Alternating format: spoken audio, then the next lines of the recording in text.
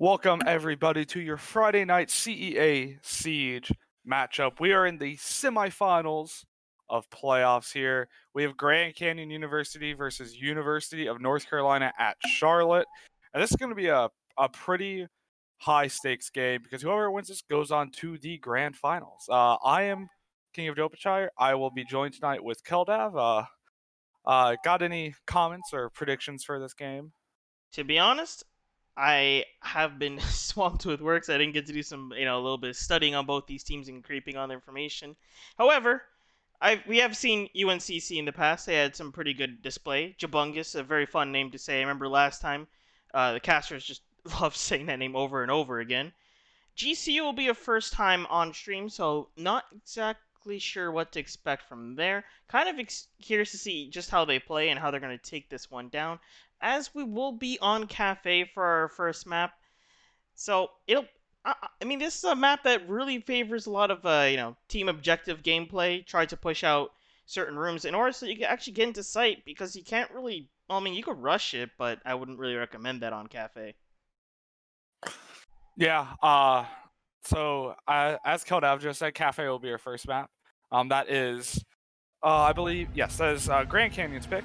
Then UNC will take us to Map 2 Villa, and in the event of a map tie where a team wins each map individually, we'll be going to Coastline for a tiebreaker. And with that, we're going to get right into the bands. Cafe Dostoyevsky. Definitely butcher that pronunciation, but GCU is going to ban their first operator. It will be an attacking operator. And I would not be surprised if we got a Jackal ban or a Thatcher ban. Thatcher will probably be what we're going to see coming out here based on previous games, and it is going to be Jackal. Yeah, Jackal, definitely an operator that will disrupt any roamer's gameplay. The second you see a Jackal on the enemy team and you're roaming, you know immediately if you're playing alone, you're going to get caught out. And Thatcher pretty much banned from the entire game the second that bans came out. Going to be able to stall out and stop people from even entering site that quickly, because ADSs exist and so does Wamai. He's just going to stop everything in sight. And I'm expecting Kate? Nope, we're going to get the Mirror first. Generally speaking, a lot of people will say Mirror doesn't have as good mirrors on this map, but I could still at least name some that will definitely get you some mileage. So Mirror, not a bad ban.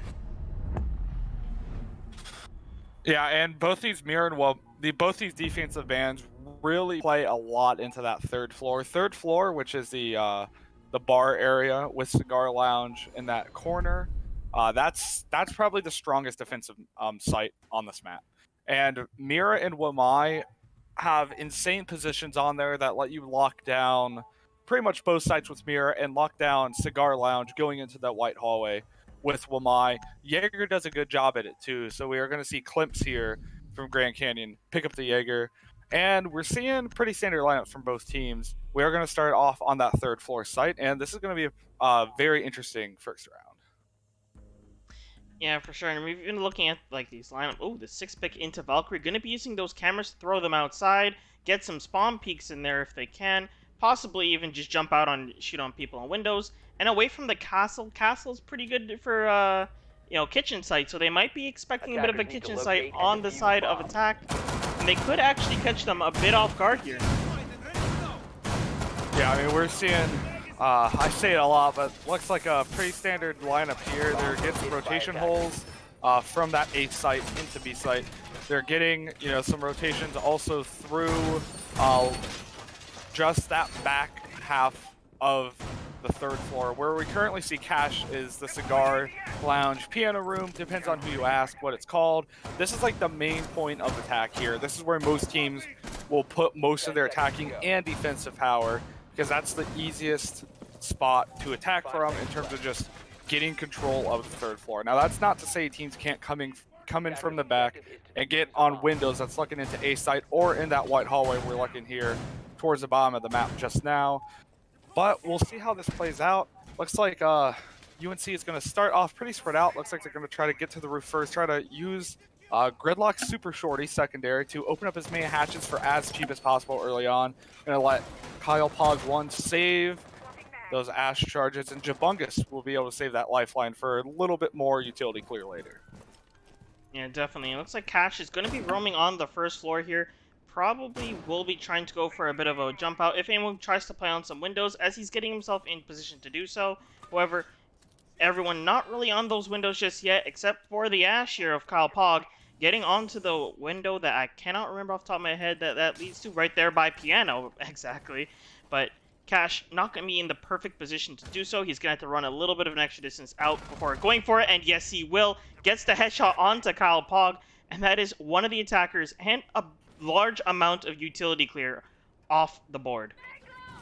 Yeah, that's one of your entry fraggers down. That is the Ash down. The Zophia's still left to do some entry fragging, but the rest of the operators are more utility and get on site and plant operators. We see here Jabungus is actually going to take 50 HP, make that about 51 from that lifeline. Got a little too close. Smoke grenades are going to go out to cover the advance into Cigar, but C4 is going to go out. Jabungus does not know it's there. It looks like that floor is not quite destructible enough. Jabungus is going to get away with taking 0 damage. Unfortunate waste of a C4, and now they know that Cash, is downstairs, and they're gonna have to watch their back as they make this push onto that white hallway with Sus holding it. 1 minute 10 left in the round. Yeah, it looks like Sus is gonna be holding this down with the smoke. Still has all the toxic babes to be throwing out at this doorway and stop them from entering. This could actually be pretty major and time stalling, especially at a minute left, and that stalls for 45 seconds in total if you use them all effectively. So they'll opt to just blow up the wall and try to see if they get better angles and pinch him out of that heat scenario. And he's going to have to back up as one will go down. Klimt on the angle, waiting for someone to try to peek over as gunshots just flying left and right across the bar. Yeah, Varian is going to finish off Cash, with Sus getting a kill. Down to 4v3 in favor of Grand Canyon, but still 30 seconds left. The attackers aren't out yet. Jumbugus is going to take some shots from New Balcony, and CB is going to pick up another kill, putting them in a little bit of a better advantage. They now have 2 operators up. Another one is going to go down. That is Yeti down, but not out. It's just up to TB. Going to be shot behind Balcony. Going to take out his pistol and shot down by Mend in the pantry freezer area. Yeah, definitely. Sus, sorry. My bad, who got the final kill. Definitely a very interesting defense round here. You know, we got to see them play some positions pretty well, like Sus, for example. Knew exactly when to back out, still held on to all his utility, and really did pay out in the end. Got to manage to get himself safe and also be able to lock down certain areas. You know, playing around that pixel corner with that shield, you kind of feel like you have the Wrath of God on your side, and you could just peek out and shoot whenever. However, with them that close, you know, really good that he didn't get too crazy on it, because that probably would have punished him in the end. And when they breached him and breached the bathroom wall, he, you know, perfectly knew that he's going to have to back up through the hallway and kind of stack up the entire defense on that side. But it's fine, because they could just move out into freezer and be able to still keep themselves with a lot of angles.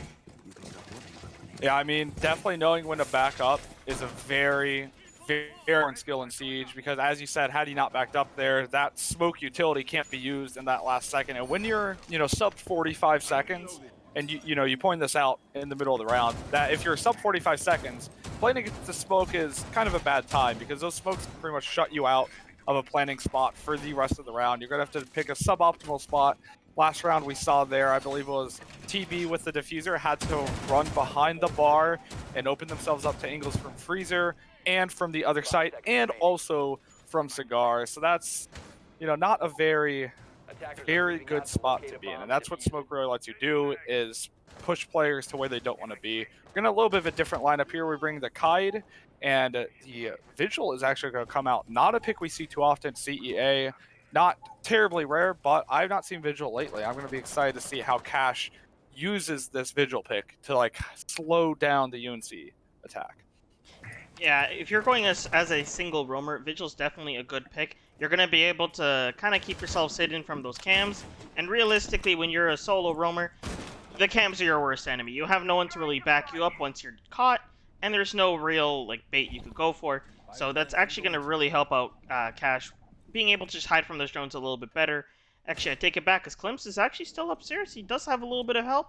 completely missed him, just sitting by piano, just hiding in the corner, waiting for the Zofia to just keep walking up. They didn't drone him out. Klims actually might be able to get the kill here, but he's patient, waits for the second, and there it is. The Ash walks right on by, and they do not know. Will Klims get up at this point? Because doesn't look like, maybe just a sludge more at this point, and it doesn't look like he's going to bite just yet. They are making some good progress. Klims going to actually get up from his position now and start moving around, checking his back first, knowing the attackers probably are not going to return because they're going to be focused on pushing out.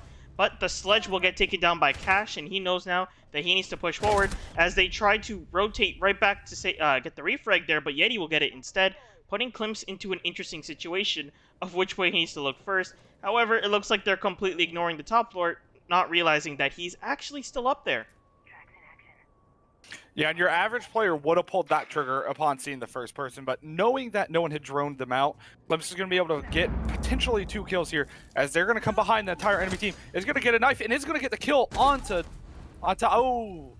TB is going to get the response, and it's going to be a 3-for-1 trade in favor of Grand Canyon University. UNC only has 2 operators left, but they still have potential. They have Ace and Gridlock, 2 very utility-heavy operators that can help them out here. They have to go against Bandit, Maestro, and Kaido, which is a pretty formidable combo with 45 seconds left in the round. Can they do it? We'll see here. Shots are being fired over by Yeti. Nothing is connecting, but they are running into some resistance in that lobby area. Yeah, and at this point, they are a little bit down on firepower, and this is where it's going to make the difference, where they do have some hard breach. They can get some malls open, but generally speaking, when you're trying to attack a fortress, you want to have more people than the defenders have, because it takes way more firepower just to get onto that site. And as you can see here, TB going down to the Maestro, Sus trying to see if he can get the refrag, and 1 refrag will happen. However, CB will finish out and kill Yeti. Yeah, definitely a good showing from Grand Canyon, especially just being able to sit back and have patience. Klims showed a lot of reserve, just sitting there waiting for the attackers to kind of sleep. While they did die, getting the 2 kills, the 2-for-1 trade as a roamer that late in the round is absolutely critical. And if I had to pick one thing that won them the round, that would probably be it. The fact that UNC did not drone that 1 corner, that cost them the round. And we talk here at CEA a lot about droning, and that just goes to show you how just a little misplay on droning can just completely change how the game is played. We're going to have a Malusi coming here from Sus on Grand Canyon. First round of the night she's going to be played. I'm excited to see what they're going to do here on Reading Room Fireplace, 2nd floor. Yeah, this one's a little bit interesting site to defend. They're just going to pick the castle to be able to reinforce the top floor, because if you don't know, in order to defend this site, you're still defending upstairs. And of course, since you got to put some reinforcements on the lower floor, you kind of do want to put a little bit more, it's not a bad idea to bring something like a castle to help reinforce the top floor. Not only that, but since this isn't actually the site, you don't have to worry about blocking off sites, so you could just reinforce things way heavier than you would. For example, Freezer getting reinforced. You don't need to rotate into the freezer area to get behind bar and check for any plants. You just need to hold off that entire sector, and that is exactly what they're going to do, putting the castle on the wall there, and just completely lock off that corner of the map, giving themselves a little bit of a safe space to move around in until the destruction ensues. Action phase is going to start here, very beginning of round 3. Grand Canyon University is up 2 rounds, has not yet lost a defensive round to UNC. That could change here as we're getting into round 3, Reading Room Fireplace. Looks like most of UNC is going to opt to go 3rd floor. Pretty standard start. We got this 3rd floor skirmish that Keldav was talking about, that a lot of teams start off defending 3rd floor. Currently, only Klims is on that floor, but Klims has shown themselves to be a very strong roamer and very strong position holder on this 3rd floor. Looks like they are joined by Sus on the Malusi, who's currently at the construction 90 corridor. 40 seconds is around. We've currently had no action, but that's going to change soon as Jobungus and Kyle Pog are firing shots over towards Klims. And it looks like they're going to be taking Piano by storm, but here comes the challenge where they have to take down the top floor. We're going to have an ADS on Sus's position here. It's going to keep him nice and cozy, sitting back there waiting for someone to peek out or rush him, as TB going to try to be pushing through bar, using those angles, and will be taking a Nitro Cell to defeat, not quite killing him, but putting him down to 50% health. He's going to use some more of his hard breach in order to get some walls open and help his team get multiple angles and put the defense on their toes, as Klimps is going to be on prone just waiting for the enemies to push up. Cash using angles below, but it looks like he may... No, he actually did not miss just yet the angle, as Klimps and Kyle Paul going to catch one each, but CB getting another as Klimps gets another. Now we're down to a 4v1 situation here as Klimps gets one more, and at this point, TB not looking too good in this position. There are gunshots everywhere, and he's just waiting patiently for one of the people to just kind of peek their head out without realizing that he's there. It looks like Klimps and TB gonna narrowly miss each other and not quite see that they were about to peek into each other, as Klimps trying to peek into the freezer now will recognize that TB is there, fire shots back and forth, and he will finish out and get the kill onto TB. Yeah, that's Klimps with the 4K right there. Great showing. Got a double kill the previous round. That's at least 6 kills, not counting the first round. So that's a very impressive showing from Klimps and the rest of Grand Canyon. They're currently on a 3-0 lead here. UNC has not answered yet. We're going to see if going back to the best site on this map will be enough to get Grand Canyon a good 4-0 lead, or if UNC is going to respond. Klimps is in at 6 kills, 2 assists, and 1 death. That's very good. That's definitely what I do when I play Rainbow. Yeah, for sure. I wish. We've got the nice defense roster this time going on to the 3rd floor. Gonna have to, well, actually they won pretty well on the first time attempt, and they're gonna be trying to take this all the way through again. So it's gonna be on the attack to make the adjustments. We got, you know, on the attack side, we do have the Zofia and Ash again with the gridlock to get those rotations, and the Sludge bringing in for the soft breach, and possibly even destroying some Maestro cams on the other side as well. And you know what? You can never go wrong with grenades. Probably never a situation where grenades can be used, can not be useful. So, at this point, they're gonna have to be looking to try to find a way to just make this execute work out more into their favor, because last time GC did get that opening play on it. Yeah, round 4 is going to start. We got most of UNC spawning out towards the dock. We got one at Crispus, one at the backside by Garage. Jumungus is going to go up to that middle balcony there. Cash is currently sitting 2nd floor. I would not be, or 1st floor, sorry, would not be surprised if they tried another run out. Have those cams there. Here's those operators rappel up. Ooh, and I'm expecting Cash to just rush out that window here. It's going to be a little too late if they want to go for that run out quite right this moment. But, you know, with 40 seconds into the round so far, all UNC has started to do is drone. Pretty average game so far. Cash, however, is in a good spot to get a late game flank if they want to. Yeah, he's definitely in a position where he can just start from the ground up, or still jump out if he actually gets the opportunity, because Jabungus is still on that side. And it looks like he's a little bit suspecting of it, but at the same time, probably trying to cover 2nd floor a bit more. A little curious there. TB barely comes out alive. That is, I think they're like 100% win rate on these C4s. May not be getting kills, but they're definitely doing a buttload of damage here. As Variant going to be able to walk into Piano, covering the door, and now they have a little bit of control of Piano. They just got to drop down that shield and be able to push out Sus. But he is Smoke. He has a shotgun. He has the grenades. All he has to do is get 1 tick onto TB, and that'll be their hard breach gone. More than likely, though, he probably wouldn't be going for that push, and Cash goes for his C4. Does not quite hit, but does get a lot of damage on Variant. They have, like, perfect record on these C4s, man. Yeah, I mean, it's pretty good because they are currently at 100% health. Grand Canyon is not taking a single lick of damage yet, but TB, Jabungus, and Variant are getting towards the low end of the damage spectrum. Jabungus is going to have to peek down and try to get some hits on a Cash. Not going to find anyone. Jabungus in a very close proximity here to the enemy team at that freezer opening. Klimps has a very nice angle here. Could end up getting a really cheeky kill. 50 seconds left in the round. It is coming down to the wire as neither team has really budged. Grand Canyon is barely backed off as UNC has struggled to make ground in the past minute they've been inside the map. Mind has a good angle here to potentially get a big kill, but there's one, and Skylight is going to see the drone get thrown out. Sorry, that's a gridlock that goes out, and all of a sudden 3 are down but not out for UNC. Yeti's going to drop down to 50 HP. Is Grand Canyon yet to take any damage? Yeti's going to go down, and all of a sudden Kyle Pog is going to go down. It's just up to Jabungus, who withstood, currently at 5 HP. Clemps is going to peek around, and it's going to pick up Jabungus. Huge kills coming out. Flawless round for Grand Canyon. I don't even think they took a single bullet. You know, well, they technically stepped on some mines there, but I think that was after round count. I'm actually not even sure. I didn't check the health bars at the end there, but that doesn't seem unlikely, honestly speaking.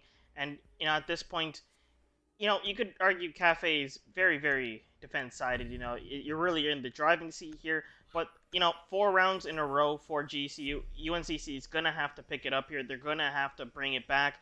The attack is definitely doable. They just have to find the answer and kind of figure out how they were playing and drone that much better. I do believe the last time we went to Kitchen and Cooking, we had Klimps just go perfectly stealth inside a piano, undetected by the drone, and I think that possibly could happen again, because even when he did push out from that position, I don't think anyone realized he was there the whole time. So if he decides to go for that play again, it might actually just work, and that could spell huge trouble for UNCC, because last time we saw that result in a double kill going off on Sophia and Ash, weakening the push so much for the attack side, and it just kind of allowed the defenders to kind of just play it, like, you know, play super defensive and just wait for them to walk into them at that point. Speaking of playing defensive and waiting, we have 2 players on Grand Canyon who have not died yet. Mind and CB are currently sitting at 0 deaths after 4 rounds. And that's just telling you how dominating Grand Canyon has been. After 4 rounds, they've had at least 2 operators alive. And that's a pretty commanding win when you're on defense. You're not just defeating the enemy team by, you know, defusing their diffuser that they planted, or by just killing them all. You have 2 to 3 in the last round, all 5 operators left standing, and that's pretty commanding, and that has to be demoralizing if you're UNC. You're at a 0-4 deficit if you're University of North Carolina, Charlotte, and that starts to affect your mental. Cashier is going to be pretty close, is going to use that Vigil cloaking, and is going to peek up. Very dangerous peek. Nothing is going to come out of it. Going to get a drone and fall back. Jabungus is going to drop in for UNC. UNC going to get shot at. Going to rotate away, but Klimps is there. Is going to miss the shots. Look down for a drone, but does light up Jabungus for about 30 HP. And at this point, Klimps is going to back off, and it looks like his roam will be ending, as he's going to have to play a little bit more of a soft roam or anchor style at this point, if he's going to not want to get too crazy at this point. And it looks like he's going to opt to play soft roam alongside Cash, and at this point, they're just trying to hold down the entirety of first floor. All of the team covering different angles, making sure that they cannot really enter for free. However, they can get stunned and, you know, blasted afterwards, because there isn't too much covering them from that. But that still means that they won't be dedicating themselves too hard to those positions and kind of keeping themselves light on their feet and just running back to site at a moment's notice. Jabungus is going to be hanging around with the team by White Stairs. Going to be droning down as the rest of them go towards red. Mind has been holding that C4 for an awful long time. Not really much to do otherwise. Klimps is going to take some shots towards the white stairwell. Not going to connect with anyone just yet. With 1:10 left, Cash is in a good spot to get a little bit of a late game flank if they manage to get up those stairwell. Yeti's drone is going to be caught by Cash's. Klimps is going to peek out, but Jabungus is going to get the kill. That's the first opening pick in a little while for UNC, as Cash has the potential to get a kill here, but is lit down and killed by Kyle Pog. Now to 5v3. This is the best position UNC has been in all night, as CB is takes down Jabungus. Yeah, and at this point, the push is going to have to be coming in soon, because there's 30 seconds left on the clock here. Men trying to hold down this top angle, as Variant is going to try to get some shots in it, but he's going to have to start helping out the push soon, because this is a 3v4 situation. They're going to need the firepower, unless he's able to get some nice picks from up there. Looks like one of them is going to drop down the hatch, and Kyle Pog is going to take down the Maestro in response. And oh my goodness, CB with the huge double kill there, looking into Freezer. And at this point, it's all down to Men in a very winnable situation. Now it's just Variant. He's going to come in 10 seconds left. He's on camps. He's getting pinged out. Men just playing patiently, knowing that he doesn't have to swing on the situation, waiting for the peak to come out. And it looks like the plant is going to come last second. He recognizes the thing. Gonna just run full sprint with that Magnum out and completely take out Variant. Mend is going to extend not only Grand Canyon's round win to 5-0, Mend has not died 5 rounds in a row. It is important to note that I believe CB had a triple kill coming out there, got a kill early on the round, and ended up with a double, as our caster Keldav pointed out there before dying. This is a pretty good showing from Grand Canyon. I mean, usually you want to go 4-2 when you're defending. You want to win, your 2 best sites 2 times, and if you lose the tertiary site once or twice, no big deal. But so far, Grand Canyon's at 5-0, and if they win this, they only have to win 1 round in their attack and half, and so far, it's looking like it might lean that way. Yeah, this match is looking very, very heavy for the GCU to win this map. And looking back at my notes, I can see this is GCU's pick, so they're definitely walking into this one with full confidence. And surprisingly enough, this is their pick, and they got to start defense on Cafe. That is quite the dream right there for a lot of teams. It puts you in the driver position and be able to set the score early, and it's gonna potentially just really pay off here, because when they go on that attack side, they're not going to need that many more wins at this rate. I mean, 5 wins already. They only really need 2. However, we are on the tertiary site of Reading Room Train, arguably people's most uncomfortable site for some people. I've seen this site work out, very well, especially in the last time that we went on it, where GCU, very obviously won as it's 5-0. But definitely the one for UNCC to start their comeback on, and definitely the one where they could start getting things back in control. Yeah, and I mean, UNCC was ahead last round by a good margin. I believe they were up 2 operators at one point, and they actually got the opening pick, which is only the 2nd time tonight out of 5 rounds that they've done so. And they showed some promises there, but, unfortunately for them, CB and Mend had something else to say, and the 2 hard defenders said no. Cash is going to take a little bit of damage, probably about 20, 25 from probably what looks like to be an impact grenade from one of the teammates. A little bit unfortunate. That's probably 1 less bullet to kill. We already have a very quick approach from UNC, as they're going to blow open the wall from Red Stairwell into Piano Room very early on in the round. They're going to get some good ground early, but they're going to have to run into Klimps, who has the same kill hole they've been using this whole time, and Sus and Mind are there to back them up.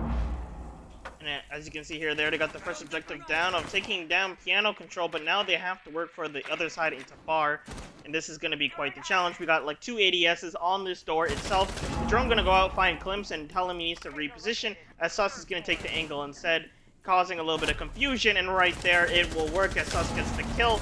And here comes in another, and trades just go back and forth, 4v3 situation. Kalpog on the other side of Bar taking control of this, but now they have to push out the last of White Stairs, as we have the Jaeger of Klimps still alive in that area.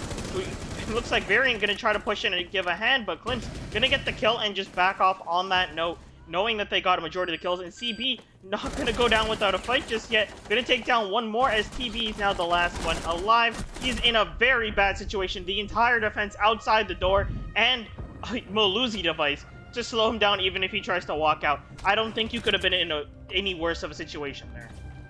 No, I mean, when you have a 5-man rush from the other team, like, there's not much you can do when you're in a corner. I mean, unless they all come in a line and you get, headshot after headshot, you're just not going to have enough bullets to spray through all of them.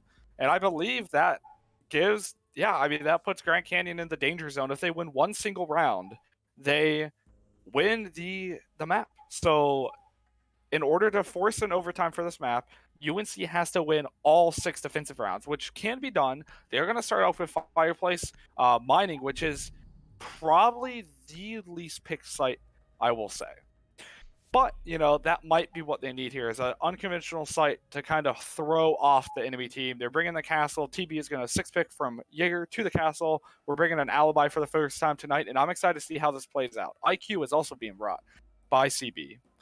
See, I remember from last stream, I believe it was Kyle Pog that said that he likes Fireplace and Mining because a lot of teams don't expect it, and they kind of just aren't prepared for it whatsoever, and some people think it's still Reading Room. However, we're 6-0 right now. They're kind of putting all their bets, all their marbles into this one map, and I'm not quite sure that is the play, but, who knows, they may have some really, really good coordination on the site itself, and actually, might be one of the best teams on it altogether, and we'll be able to see if that gamble does pay off on this site, as we are going to be heading into a very interesting round.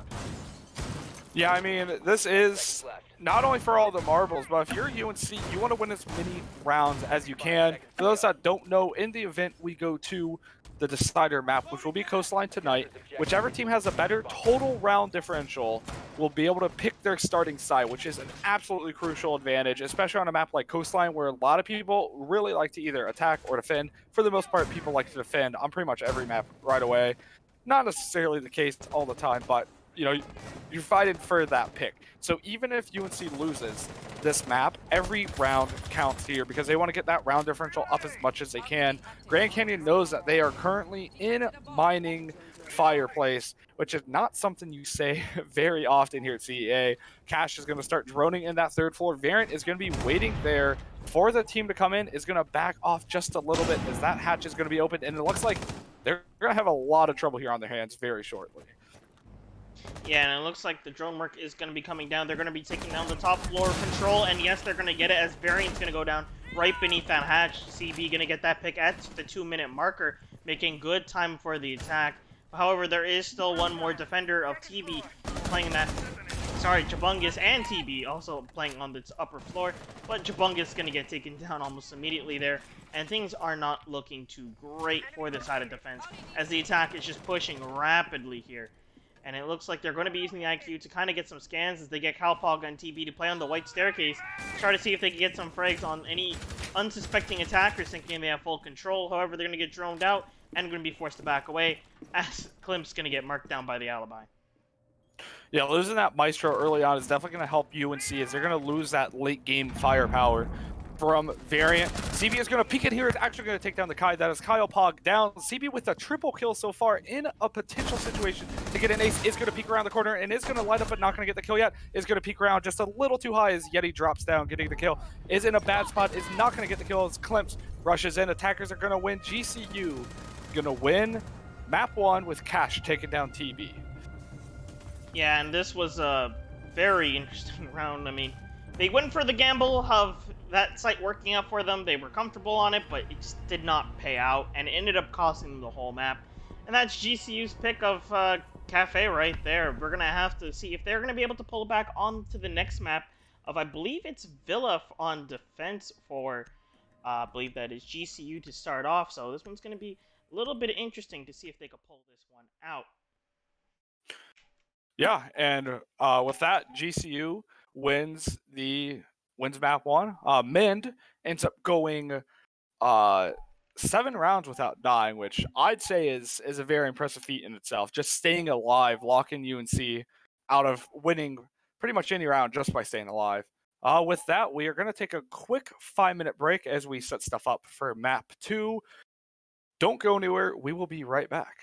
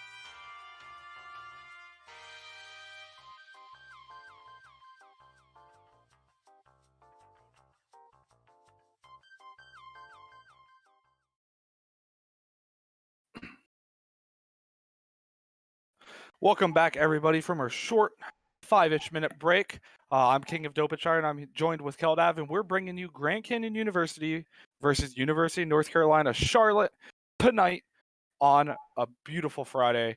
It is the semifinals of our Open League CEA Siege Fall 2020 tournament, and whoever wins this will go on to the grand finals. Before we get into the map and the previous score, I'd like to thank our sponsors. We have CORSAIR, which funds some of our prize pool, some of our giveaways, and they have great PC parts and accessories. We also have what's new.gg. They have great apparel, and they are a very good clothing company. They do a lot of stuff with us too in terms of merchandise. And last but not least, we have Rogue Energy. Use code CEA at checkout for a nice little discount for your gamer energy. And with that, we are going to go into map 2. It is going to be UNC's pick of Villa. We will have GCU starting on defense. For those that missed the first map, Grand Canyon University won their map of Cafe 7-0 against University of Charlotte. If UNC wins this map, we will go to map 3, which is Coastline. If GCU wins this map by any round differential at all, we will have them going to the grand finals. And with that, Jackal is our first ban of the map. Yeah, and definitely an operator on this map in particular that will do worlds of trouble, as Villa is roamer's paradise. You can literally go anywhere if you want. If you want to, like, if you're trying to attack someone inside Aviator, you have two options: go directly beneath and start shooting up inside of the workshop, go up the staircase and just take immediate right, or you go up the other staircase over by red and just, look straight into Aviator and right across. There you go. You got study as well. Like, there are 1,000,000,006 safe ways you could rotate on this map. That is for sure an operator that you would want banned if you are a roamer.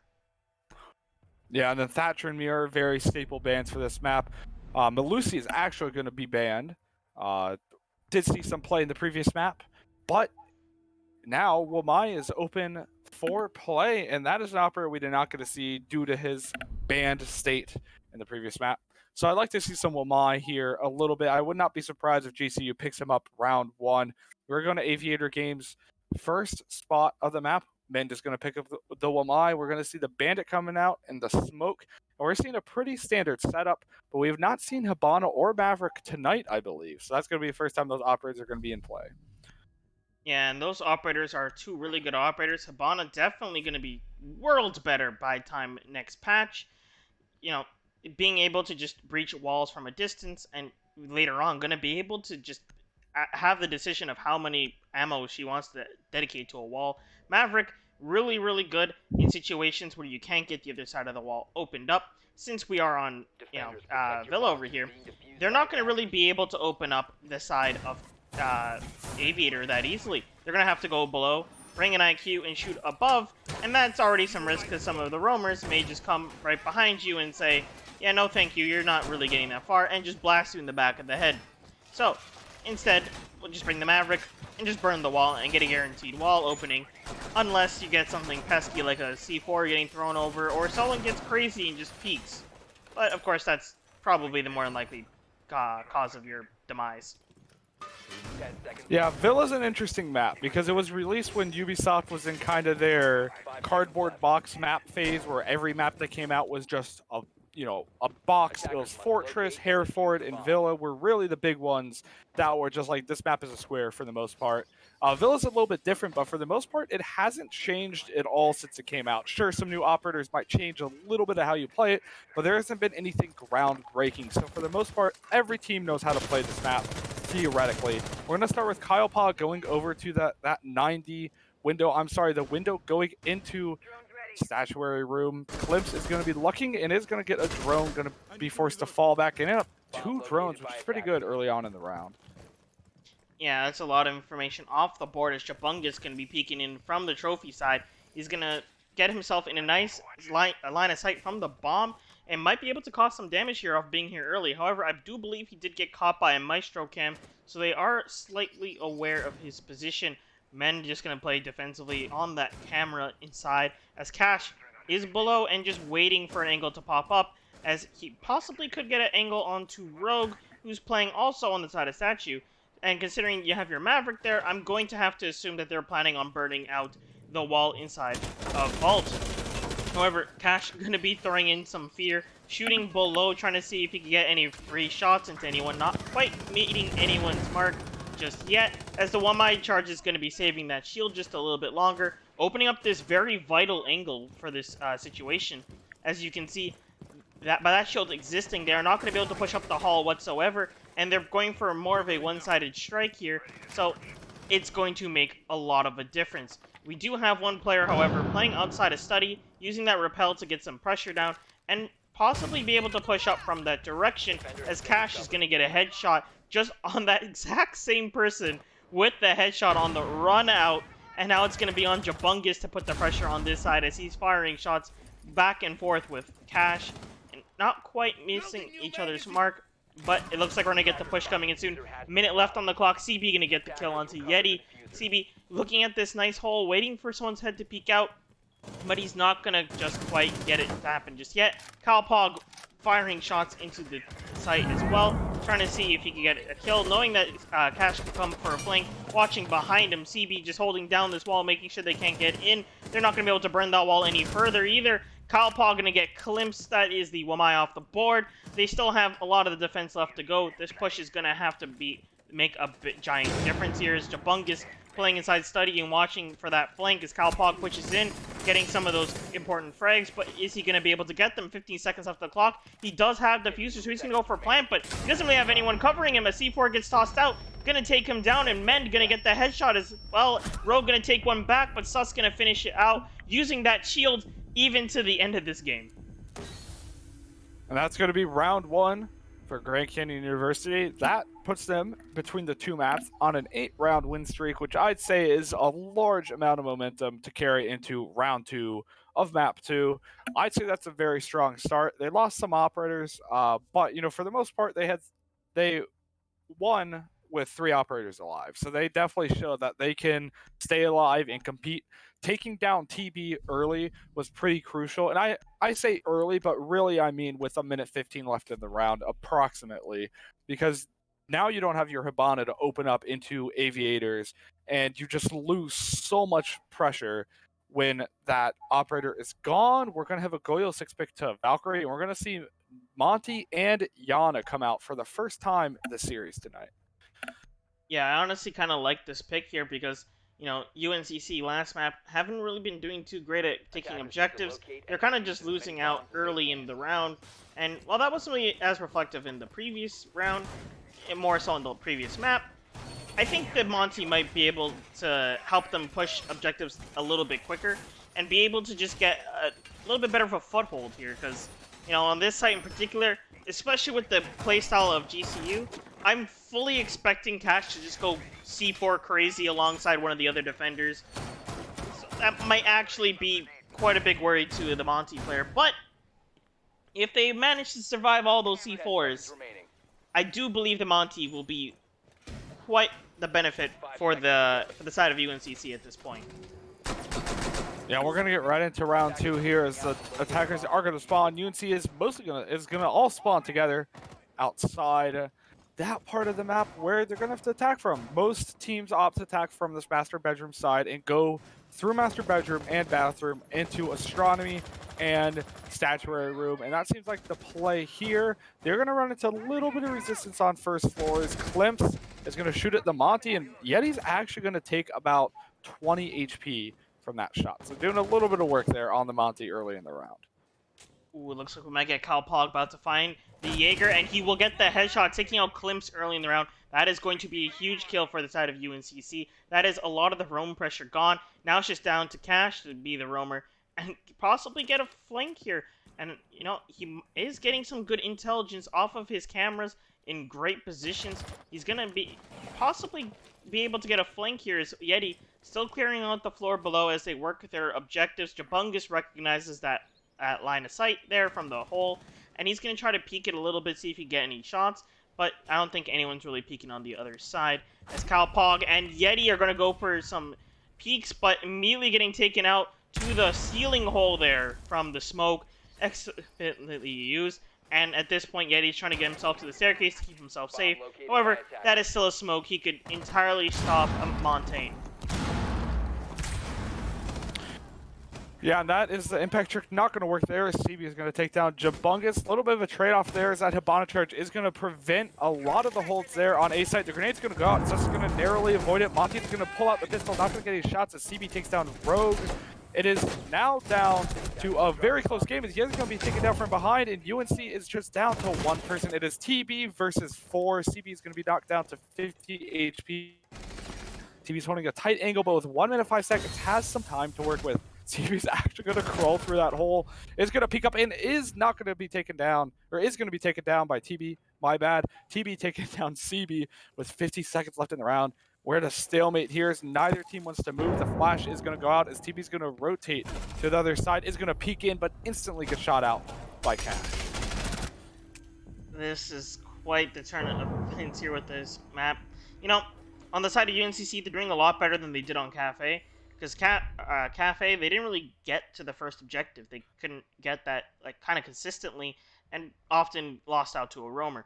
This time, they actually are getting to the final push. They're managing to have quite a bit of members alive for that push. However, the execute is still a bit rusty. It still needs a little bit of work, and you can see it there, right when the Monty tried to get up the stairs alongside the Yana.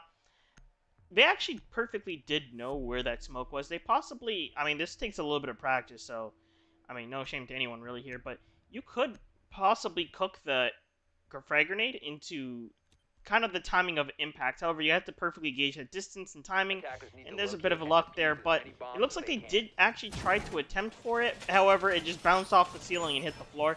That actually probably would have been major if they actually managed to get that one off, and I actually do think UNC still does have a chance to be able to pull this one back. However, it's going to be quite a steep hill. They're attacking first on Villa, another map that people just love to defend on. So this puts GCU in that driver's seat, and it's really going to come down to how well GCU is going to be able to drive this one. Yeah, and we haven't pointed it out yet, but we did have a little bit of a roster change-up on the side of UNC Charlotte. We had Rogue sub in for Variant during the half, so bringing a new member on the team could be a great asset. We did see Rogue pick up the Yana last round. That is a little bit of a different operator pick. You get a different person to sub in, you get a little bit of a different skill set, different operator set. That could help UNC come back here. They're only down 2 rounds, definitely not insurmountable, as they're going to try to take Dining Kitchen, which is not the best site. It is the tertiary site because no one ever goes library, living room. It's just not really something to do here. But they're going to have to play quick here as Clemps is quickly approaching Master Bedroom. Is going to get spotted by a drone. Might actually fall back as it looks like a C4 is going to just kind of hit Yeti, knocking them down about 60 HP. See, this is what I mean right here by the Monty could be actually quite a bit of a good asset bringing here, or to be brought here, because as you can see, this man is just clearing out rooms with no fear whatsoever. He's able to just locate where all of the players are playing and trying to actively just push in without fear of getting shot from his front. So he's going quite the rapid response. However, I just realized they have like 4 C4s on the side of the defense. They already thrown out 2. There's 2 more, and there goes one of them being popped out and missing, because it looks like he actually baited it by sitting on the toilet. So it kind of was on a hard surface, and they kind of put it a little bit too much to the right, getting to the side of the wall. And at this point, 1 C4 left. The attack is probably going to think they're out of C4s by now, because, you know, surely with the amount of C4s that we've seen, they're probably out, and I think they possibly have one more. Kyle Paul going to take down Men, and that's quite a bit of firepower down on the defense. Goyo's Vector is quite scary to be dealt with. However, you know, and then attack things are actually looking to shape up here.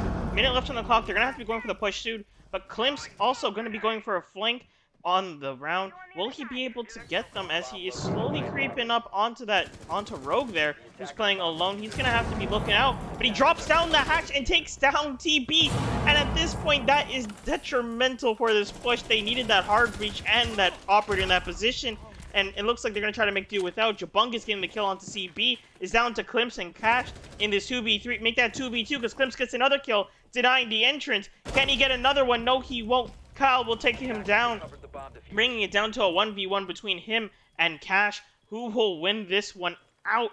Let's find out as we get some shots around the bomb. Going to be going for some pre-fires. However, Cash just bobbing back and forth will kill Kyle Pog and win the round for GCU. I mean, the clutch potential on GCU is definitely high. I mean, you have a situation where stuff just doesn't go as right as you want. I mean, Klimt's got the double, but having them stay alive in that laundry room would have been extremely beneficial. But with Klimt's going down and I believe it was Kyle Pog won, picking up a triple kill, you know, you have a situation where you might actually lose your first round to UNC. But Cash said, nope, we're going to get round 3 under our hats. And with that, they are 3-0. We're going to round 4, and we're going back up to Aviator Games, which definitely, I think, was GCU's best site so far. Yeah, and I got to say, you know, hats off to UNCC. Definitely a major improvement there. They managed to bring it down to a 1v1. That, like, compared to the other rounds, is definitely improvement. However, they just got to take that extra mile now and just win it, you know? Like, they definitely got quite a bit of objectives done. The Monty pushed out the entirety of top floor, giving them complete confidence in running around it. The C4s coming out from GCU were quite plentiful and did not manage to take as much damage out as they did before. It looks like they kind of were a little bit more aware of the C4 play that they were bringing out by standing on places that were kind of more, you know, not soft on the flooring. Therefore, they could actually kind of just bait out a little bit more C4s and possibly get it, you know, save them some damage right there. And I'm really liking the way that they're trying to adapt here. They just got to get that one extra mile and push it to a victory now. 5 seconds left. Yeah, I mean, we're in a interesting spot here because GCU could easily take their momentum here and run with it. Or could have UNC come back and actually pick up some rounds and get them close to that map 3.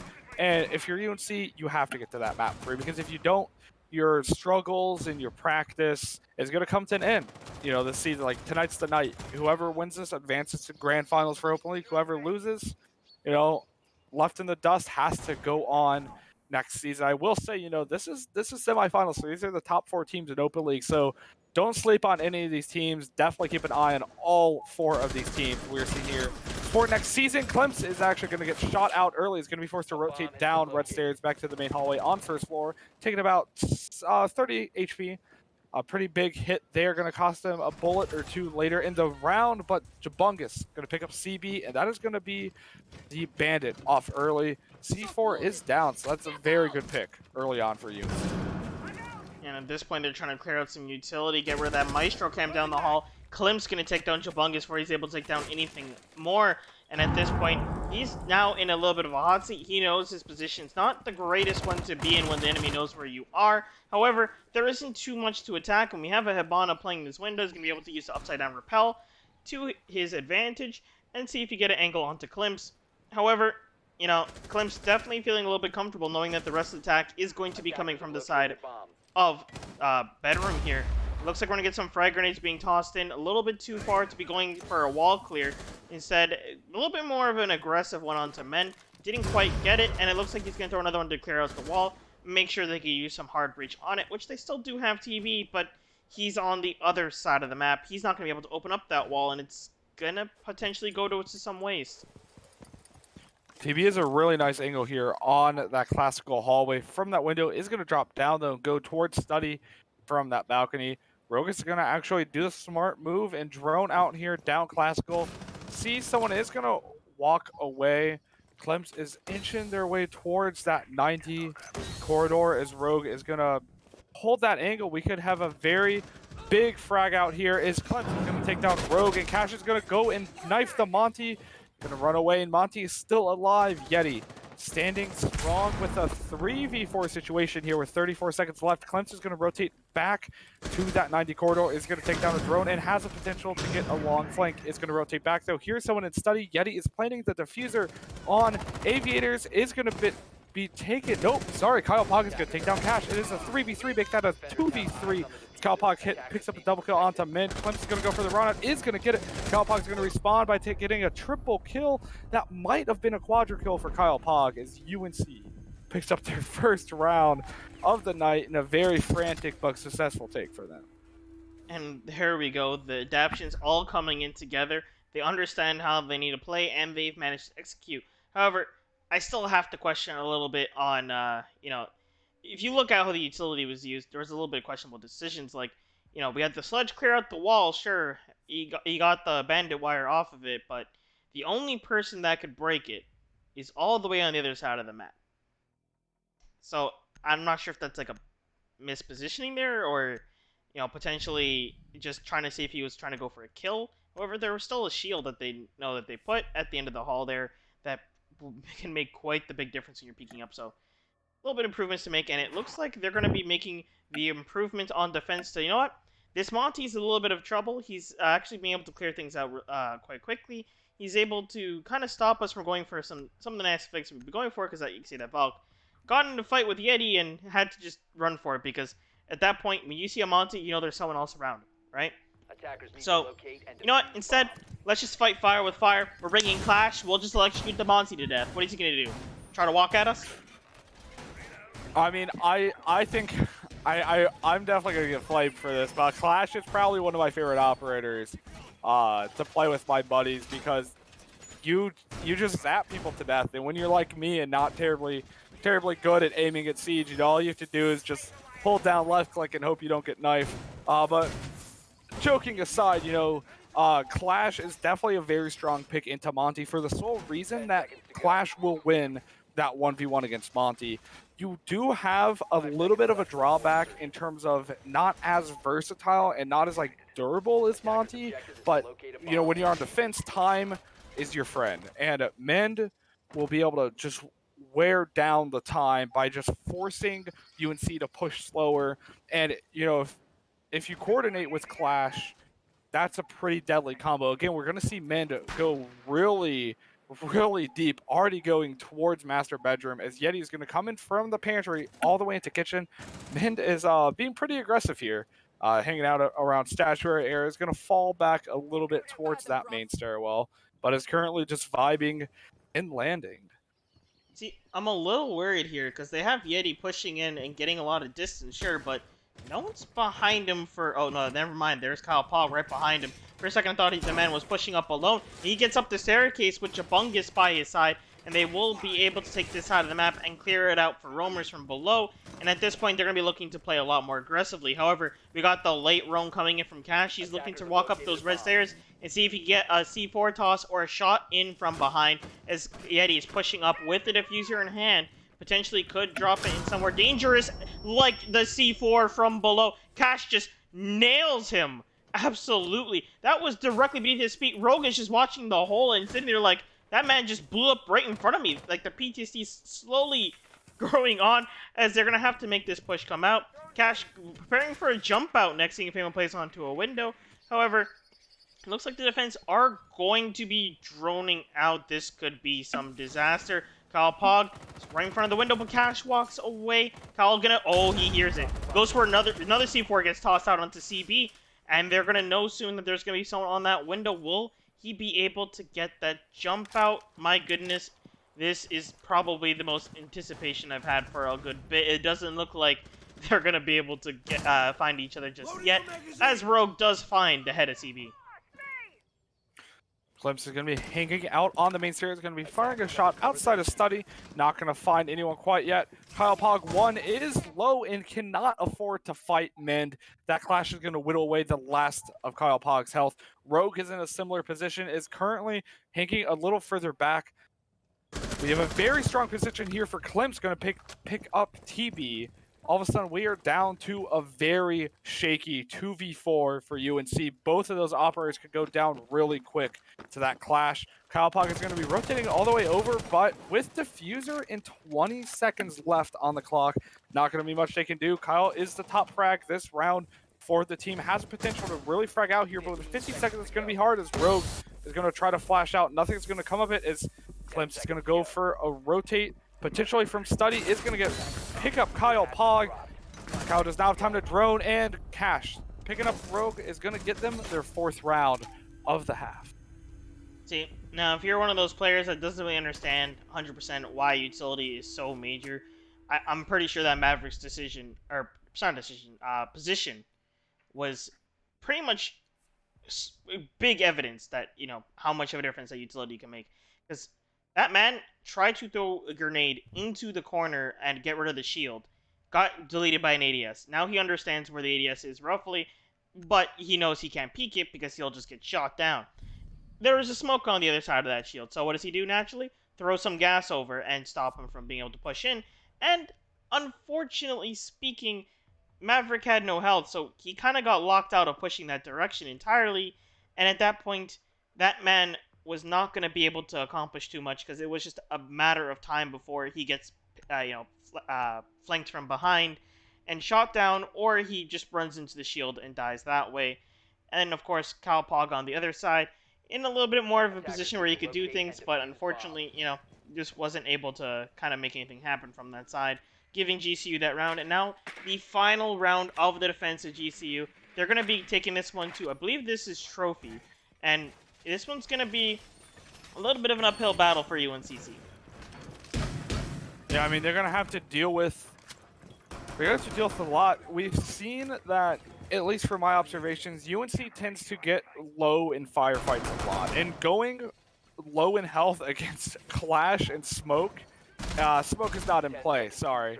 But against Clash is not something you want to do. Operators like Clash, Smoke, Maestro, Legion, Capcan. We don't see Capcan too much in play here at CEA, but those operators really penalize you for being low on health, because just being low on health and stepping in the wrong spot will get you killed by them. And that is what we saw happen in the previous round. UNC is going to be a little more conservative with that Flash on the board. They know it's there. It was not a 6-pick. I'm surprised the Monty's still in play. I thought they might have 6-pick off of that just to be safe. The Monty is going to head in right away. They're going to have to deal with some second floor presence here, but that hatch is still closed at master bedroom. Klimt is in the basement, is not going to fall for those tricks again. As I said, that falls for the Yana Gemini, and Kyle Pog is going to be able to drone out that floor. And it looks like Klimt's already getting himself into some action, getting some of the attackers of Jabungus trying to just walk in and see if he can get some shots in. However, unfortunately, we'll find Klimt's and take some health in response. Bend going to be walking down to challenge and have the most famous 1v1 shield battle of all time here, as the electrocutions will be going out just a little bit, just tickling Yeti, as Klimt's waiting above. So if he got aggressive, he would have got taken down, just like Jabungus from CB using that above angle as well. And that is quite a pick to be getting off. Sophia, actually second most utility clear currently in this iteration of the game, being able to take down 4 ADS burns or potentially some shields in the process if you're able to get past the ADS. And definitely an operator you want to be taking off the board if you want your utility to survive. Mend holding down their staircase and using his buddy above just to kind of put pressure. This is really good positioning here by the defenders, using him to cover. Cash sees the gun sticking up and will get the head sticking up as well, so telling the Yana to back up and check for his flank. He will find him, but not get the kill, as Klimt's can instead jump down and put on more pressure, as all of them are in this area. The Monty gets hyper-aggressive because he's in a bad position, and Rogue going to be on the other side of Memorial trying to get one as well, and he will take down CB, but he's still in a 4v3 situation with a minute left on the clock. Things are not looking good for him. Rogue is backed up all the way into Memo. Will he be able to get another kill out, as TB alone on site being electrocuted and slowed? Klimt's will get that kill. And it's just down to Rogue in a not great situation. And all the attackers, or defenders, on the most part, are on the lower floor, except for one. So he, actually, like that too now. As we do have electrocutions going out, he has no health. He's about to get tased to death. That's unfortunate. That's not a kill icon you see here very often. Mend with the Clash is going to get the final kill for the round, and that's going to put GCU up in a 5-1 lead at the end of the half. They have to win 2 rounds in this attacking half for them to win the map and thus the series tonight. We're going to start off at Aviator Games Room with UNC defending, and we're not seeing too much of a lineup change on terms of defense. We are seeing Ace come out for the first time on this map and IQ come out for the first time on this map. Maybe not the first time on this map, but is first time in a little bit. Mozzie, first time of the night, though, has not been played yet. Yeah, and this one is going to be at this point, UNCC's to kind of bring this one back. They have to take the driver's position now and try to take this all the way to the end. As GCU is going to be looking to close out this entire match for tonight, and we're going to see if they're going to be able to pull this one out. And, you know, looking at the defense roster, I'm expecting we're going to see a little bit more of a traditionary hold.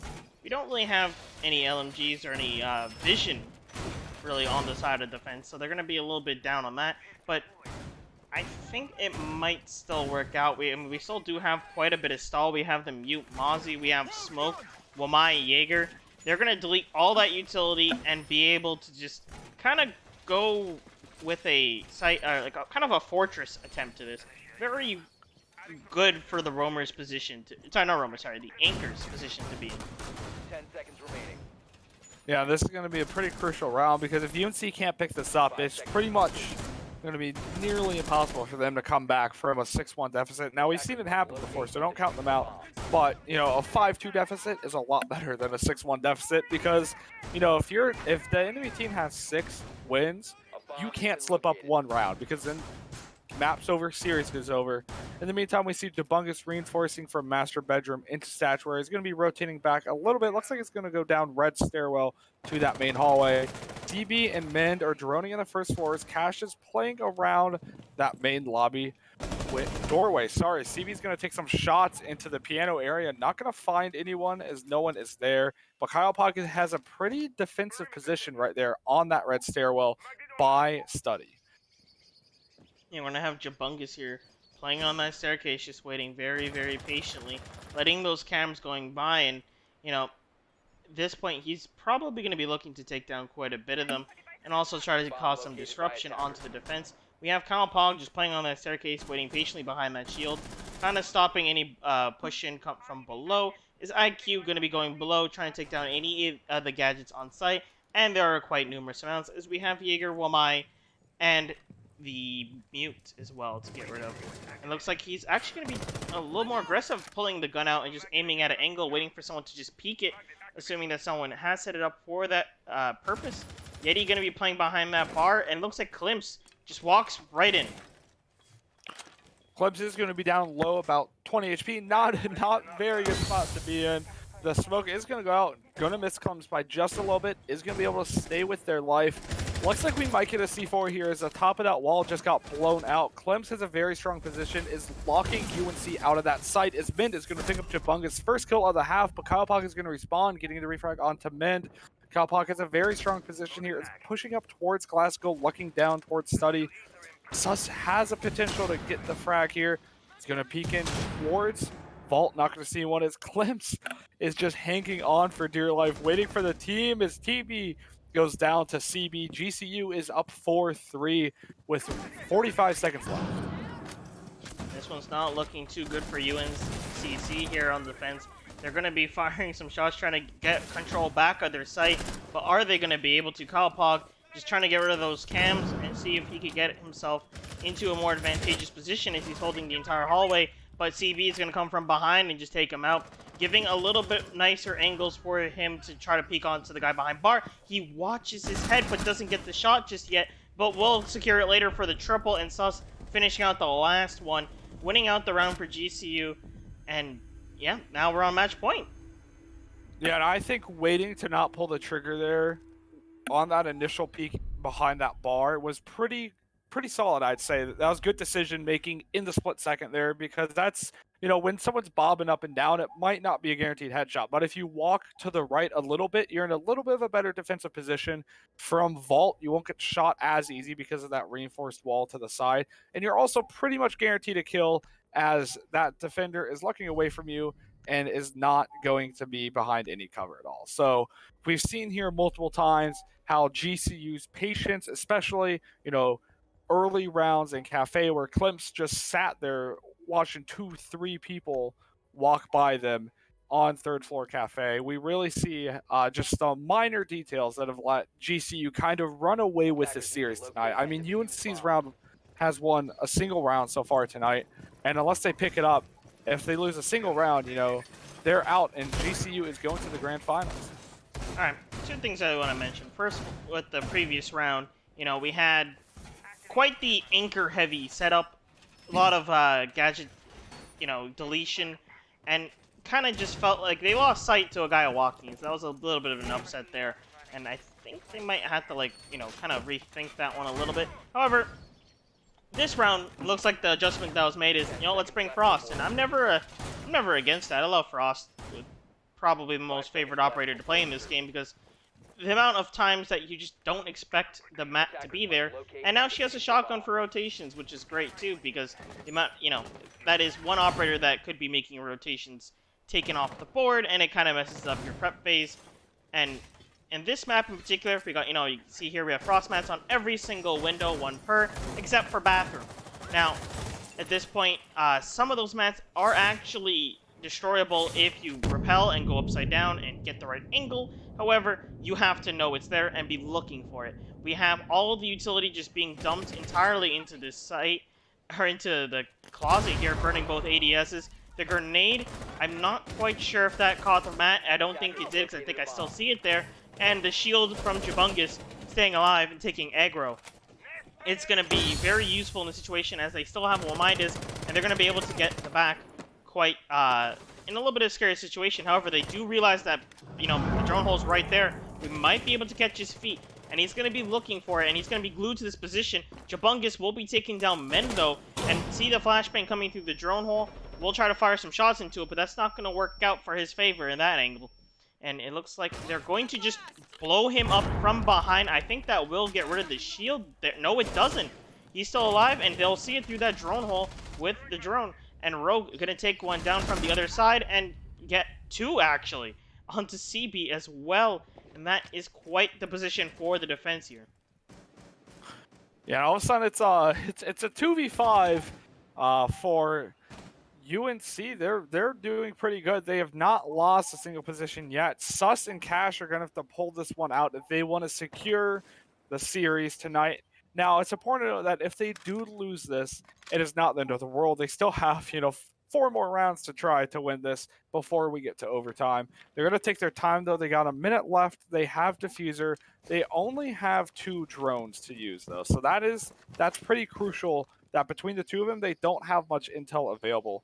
They might not know that Rogue is here, just waiting for someone to come up. And I believe Rogue is either sitting at a double kill or a triple kill. We'll see here, because it looks like Rogue is going to get a kill. Now sitting at a triple kill. 1v5. Cash might just have to save op here. Not too much you can do in a 1v5 without Diffuser in a 35-second round. Yeah, it looks like he's going to be taking the moment to talk with his team and try to, chill and try to figure out how bored were you. Oh boy, oh boy. But, I want to kind of highlight this hold a little bit. We had Yeti bring the frost out and put Matt on every single window, and the shield from Jabungus holding out that angle. I kind of think that actually was there was some thought put into that, because if you really look at it, as you jump over that window, you need to look at that shield and get ready to pre-fire or destroy it, whatnot. And by putting the shield, the flat mats on the floor, you're forcing them to look down first, giving the guy behind the shield kind of the advantage, as he peeks up, because you'll be looking the wrong direction, and if you don't, it doesn't matter if he loses the gunfight, you'll be in a frost mat within seconds.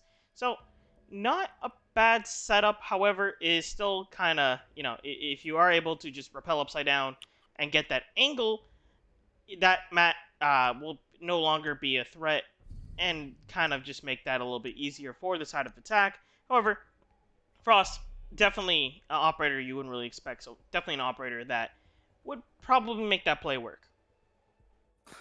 Yeah, we're going to have a swap here from IQ to Monty and Smoke to Pulse for GCU and UNCC, respectively. A couple seconds ago, we had our observer flash the scoreboard. We saw that Kyle Pog has hit double digits, currently sitting at 10 kills with some close runner-ups, some at 9, some at 7. We have CB sitting at 9 kills, Clemps at 8, Cash at 7. And then on the side of UNCC, Rogue is currently sitting at 7 kills, 4 assists.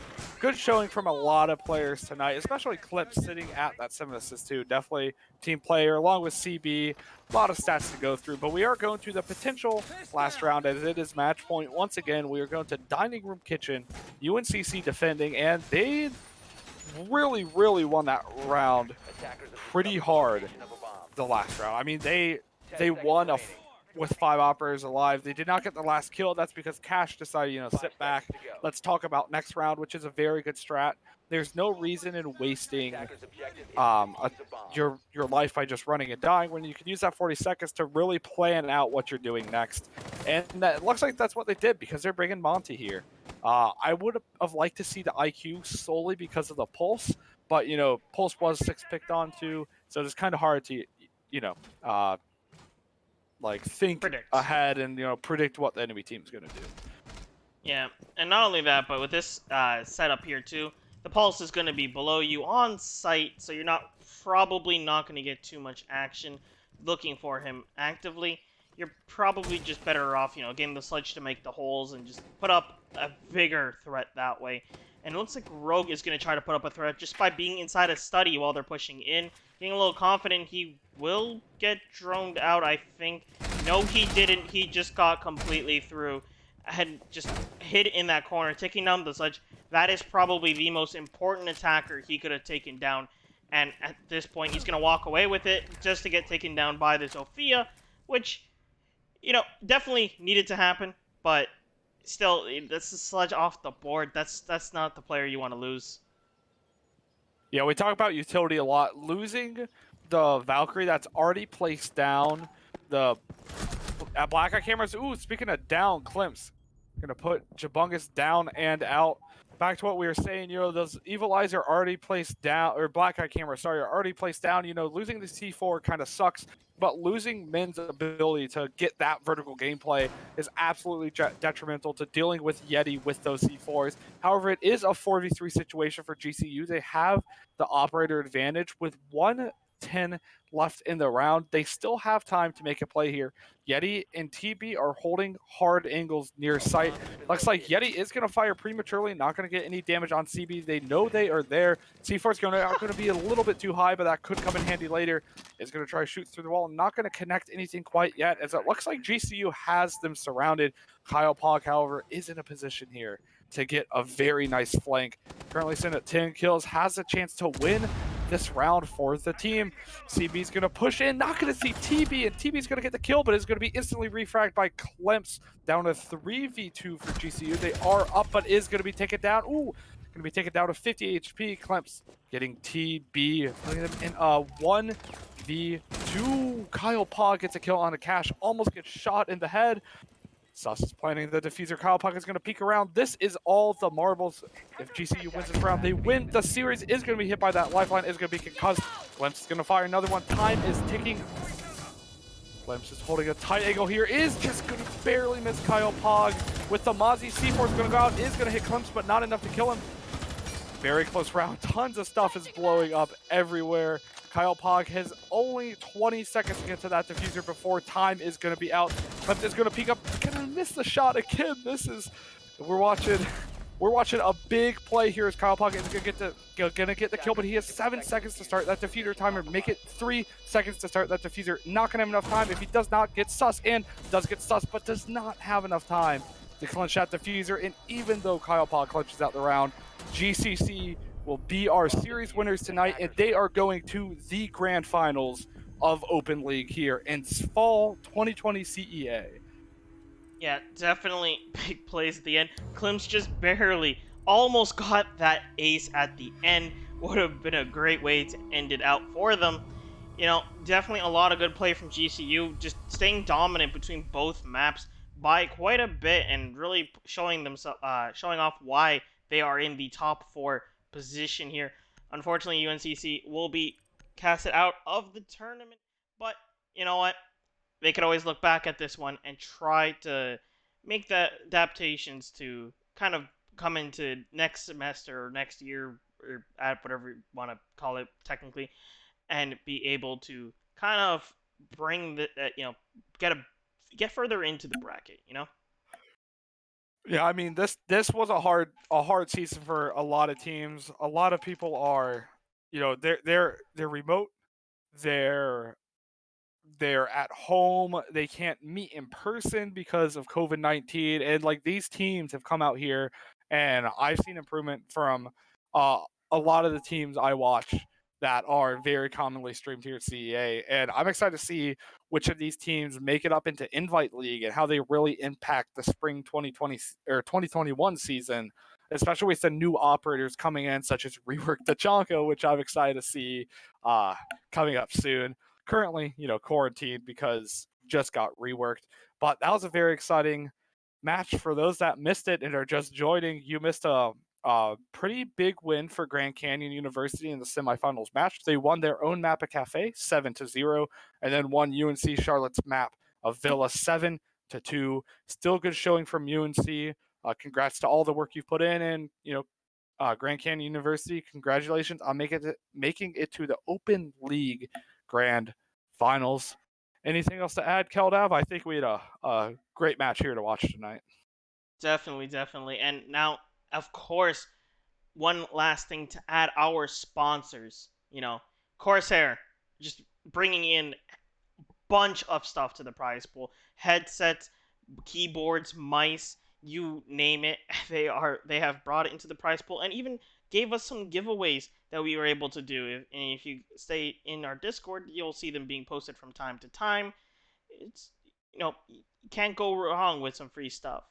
What's new? Bringing in our merch. Unfortunately, jerseys were delayed quite a bit due to COVID, but have no fear, we still have joggers in stock. Come and check out the store. See if you got you want some joggers, possibly even a mouse pad. They look kind of nice too as well. And yeah, check that one out. And last but not least, Rogue Energy for keeping us all energized. Use code CEA for 10% off, and that will definitely keep you nice and awake. I've heard good reviews, and of course that I have been Kelda for tonight, joined here by King. Got any Have a good final night, words? everybody. Yeah.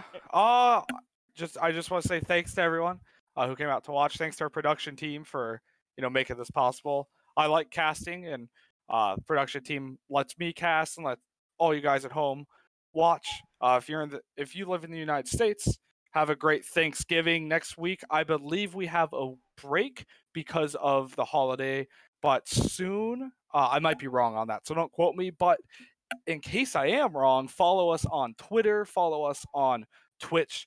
Be sure to follow us wherever you can, because we have Invite League, Open League, and Valorant finals coming up.